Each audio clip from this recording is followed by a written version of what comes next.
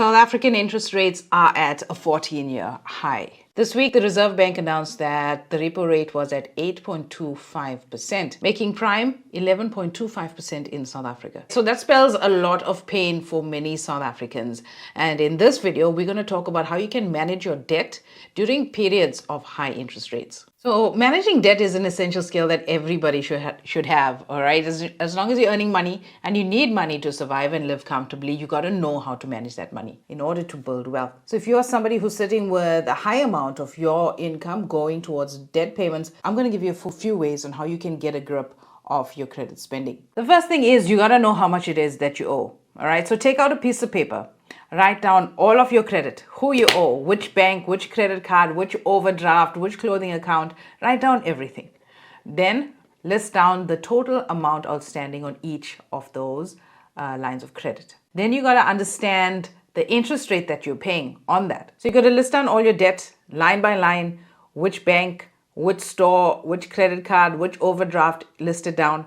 List down the total amount outstanding on each one. List down the interest rates on each one. And ideally, if you're somebody that has more than 2 or 3 large credit accounts, you should have a grip of who you owe, how much you owe, and the rate of borrowing that you currently have. Right? So you got to list it like that, and also list down the minimum payments that you got to make on each line of debt. Then you're going to create a budget. You got to understand how much of money is coming into your household, how much are you earning after tax in your income and the expenses. And if you don't find any expenses, you gotta work on the wants section of your budget, and you're gonna have to start cutting back. And even if you do cut back, you find that your expenses exceed your income, you're gonna have to get another income. Now, I know it's easier said than done, but there are a lot of people out there that need a lot of stuff done. There are millions and trillions of dollars exchanging hands every single day. You got to sit down and figure out how are you or what are you going to do to attract some of that income. Where can you add value where somebody gives you money for the goods or services that you're willing to provide over and above your job. So your evenings, start working on something. Start working on a side hustle. Check out the side hustle playlist right here on our YouTube channel. Okay, you got to get extra income. You need a side hustle. It's 2023. Nobody should be surviving on one income alone. And if you only have one income, it means you're just one step away from poverty. Okay, if you are falling drastically behind, if you are missing payments, before you get blacklisted, go and call all of those companies and make some sort of payment arrangements. Even if it means lowering your monthly payments, just so you can get a handle of things and get a plan together, do that. Don't let there be a month where you are missing a payment and your creditor doesn't know where you are, why you missed it. Call and make an arrangement. I think a lot of companies realize that these are hard times for South Africans, and they want their money, and they're willing to negotiate into a feasible plan that allows you to pay them back. Now, obviously, the more you delay, the more interest you're going to get. But these are just some of the steps that you got to take to allow yourself some breathing room. Now, depending on how much you owe, maybe a month or 2 of breathing room is all you need. Obviously, if you have a lot of debt, you're going to need a bigger breathing room. But that breathing room allows you to go through this plan to prioritize your debt and start knocking off stuff one by one. All right, so when you have that sheet in front of you that has all your debt, all of the interest, all right, you're going to maybe come up with a plan on how you're going to pay this, all right? You can use either the debt snowball or the debt avalanche. So the debt snowball method means that you're taking the smallest balance that you have on the sheet that you've listed, and all of your extra money, you're going to make minimum payments on everything, and that smallest balance, you're going to pay it off. If you can pay it off in 1 month, great. If you need 2 or 3 months to pay it off, do that. Okay, but have a plan to pay it off. The next thing you're going to do is the minimum payment. Once you close that account, that minimum payment that you're paying towards your first line of debt, you're now going to allocate it to your second highest balance. And you're going to continue in the cycle until you knock off all the debt. I think the thing, most of our money problems, they're not really money problems. They are behavior problems. We do not have self-control with our spending. We see something we like, we swipe the card because it's so easy. If it means leaving the card at home for the next few months while you're busy doing that, leave it at home. Take your card off the subscriptions, off the shopping websites, off the food delivery website. Take it off, close down your accounts, get your stuff together, and put yourself in a position to start building wealth. One thing you could consider is a debt consolidation loan. So obviously, if you're not somebody that's overwhelmed and if you're not behind, you can get a debt consolidation loan where you get a loan at a lower interest rates and settle all your high interest debt and pay off that one loan at a lower interest rate. That takes work. It's very competitive out there with the big lenders. So look for one that's suitable for your situation. Next, seek professional advice. And I know we have a big debt counseling industry in the country. I'm not sure how that works. It's just not my field, playing on the debt side of finance. But if you need help, consider getting help from a debt counselor to help you get this debt under control. At the end of the day, you need financial peace. And debt does not bring financial peace. So here's a quick review on how you can manage your debt. This is a tool that we use inside our course, Money 101. Money 101 is a beginner's course, right? If you're fresh out of university or just going into the working space, this is the thing that explains to you all about credit cards, all about paying off debt, all about home financing. I'll teach you a little bit about taxes.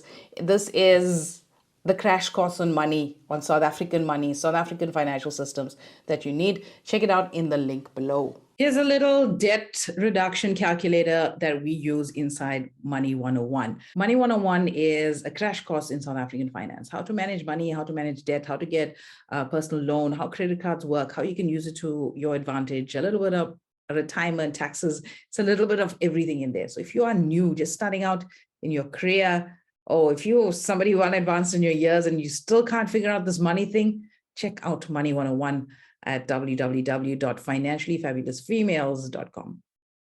All right, so this is a calculator that we use in the debt management module. So how this works is you got to figure out how you're going to prioritize your money. So the first thing you're going to do is you're going to list all of your debt.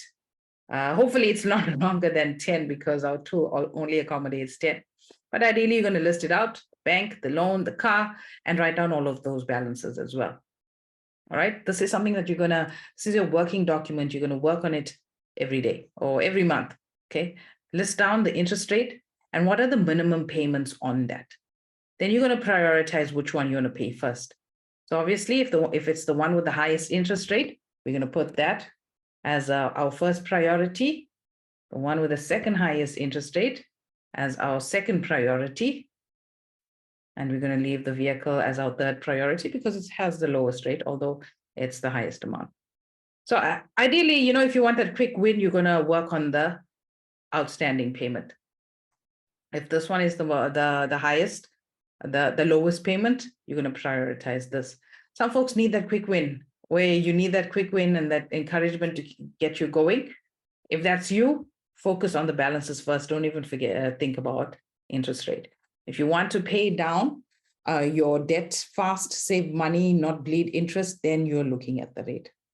All right, so now the calculator is telling us exactly how much of debt we have and how much of our monthly payments goes towards servicing that debt, okay?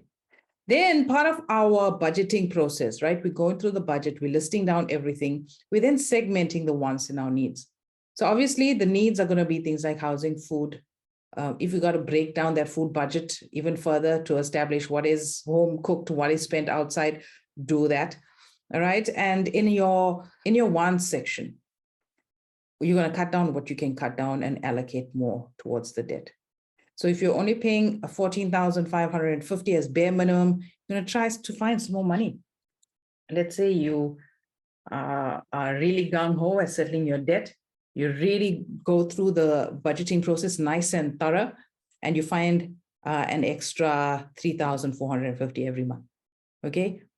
The tool is going to tell you exactly how you're going to get this done. So you're going to do loan one, all right? That's your original balance. That is the interest that you're paying on that. It's going to take you 12 months to pay it off. Okay, the same with the bank, how much of interest you're paying, 8 months to pay it off, and the vehicle, 38 months. But it gives you a plan here on what you want to do. If you want to settle the highest balance first, okay, and it'll tell you it's going to take you to August 2026 to figure that out. And this is how much you're going to pay in interest. here is all of the various payments, and this is the interest, how it's going down, because you massively paying that down aggressively. Okay, if you want to pay the lowest balance first, now you're finishing in July 2026 as opposed to August. Okay, you're going to pay the lowest balance first. You're going to pay your 18,000. You're going to pay it off in 4 months. If you go to our second sheet is going to tell you how much you're going to make, the payments you're going to make each month. So in June, you're going to pay around 6,000, just under 6. July, just under 6. August, just under 6. September, you're going to pay off that 700. So it's a nice plan that you can use. It's detailed down. And so you know what's happening in October is your bank one payment, you're adding it here to your loan payment. And you can see that loan payment now you're paying a little bit extra. So in May 2024, when you settle that, in June, you're taking all of this money and all of that money and you're putting it into your vehicle and you're paying it into your vehicle. If the good news happens that interest rates come down, you still continue putting in those amounts, but what it'll mean is these couple of months will go away and you're paying it off sooner if interest rates come down. Okay, this is a tool that if you want this tool, it's available in our course. But if you're familiar with Excel, you can create it all on your own.